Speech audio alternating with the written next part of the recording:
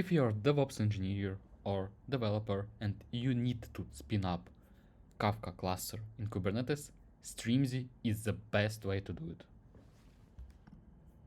With Strimzi Kafka Operator, it's easy to set up high availability cluster with dedicated nodes for Kafka, with node pores load balancer ingress options. You can manage it via GitOps, and of course it's operator based. Also automation certificate management and security by default. So Strimzi is the best way to spin up high availability cluster with a lot of features in Kubernetes cluster. And in this video, we will deploy Kafka cluster with 2 commands. Let's check how I do it. With Strimzi Kafka Operator, it will be easier to manage Kafka cluster in Kubernetes. To install operator to Kubernetes, I will use minikube cluster from previous video. This command will install Kafka operator. Of course, you need to install Helm CLI to execute this command. This command create namespace Kafka. We will install this version of Helm release and we pass our custom values. Values looks like this. For now, you can skip this block. I just limit resources of operator and extra ends.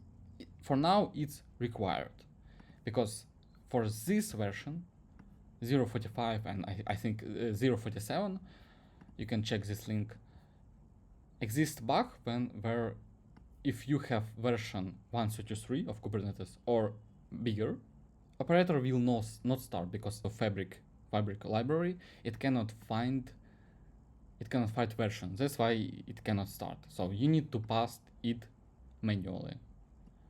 Okay, let's execute this command.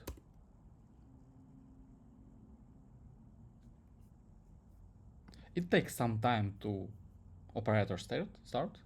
Yeah, while okay, it's running, it's in condition. So yeah, all totally fine, and we can see here core Strimzi IO. So it created not only core Strimzi IO but Kafka Strimzi, and it created a lot of CRDs.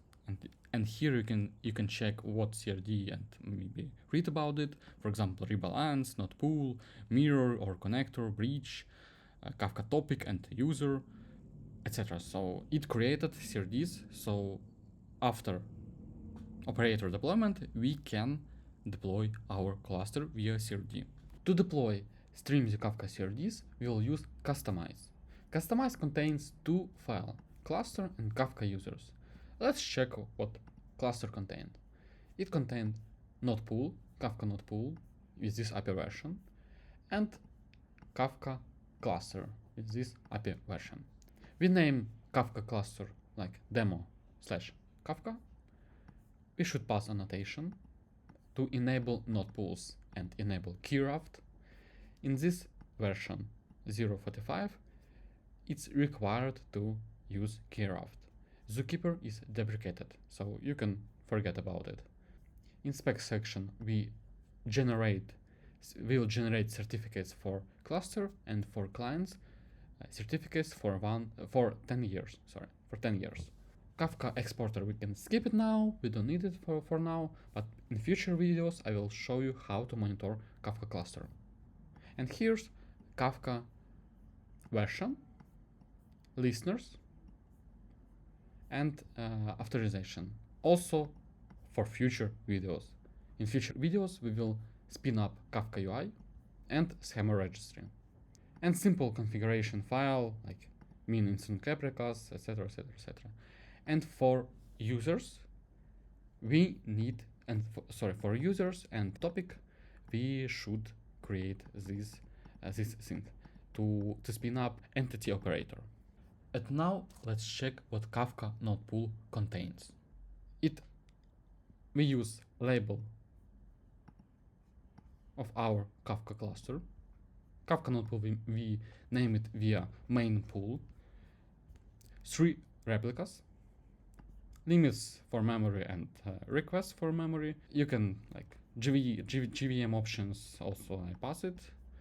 but you can choose whatever request, memory, etc., as you want. Roles in this node pool will be controller and broker, and we pass storage. We'll only have 2 GB of storage, and make sure you have this class standard. And with this information, now we can deploy Kafka cluster. Let's execute this command to apply our customized file. As you can see, it created node pool, Kafka cluster, Kafka user, and second Kafka user. And now, as you can see, it's creating Kafka node pool. And here, it created Kafka cluster. This is the old one, you can skip it. But yeah, it's creating Kafka cluster. And node pool, you want to check node pool. Also, this is the old one, and this is the new one. And Kafka users. Also duplication, because I made some tests. And our node pools are running. And now it spin up entity operator, which will check our CRDs of Kafka user and Kafka topic and create it in our Kafka. And also like exporter, but we don't need it for now. And as you can see, our cluster is 3 instances successfully created. In next video, I will show you how to correctly monitor this cluster with Grafana and Victoria, and how to add Kafka UI and schema registry. So please subscribe and press like button.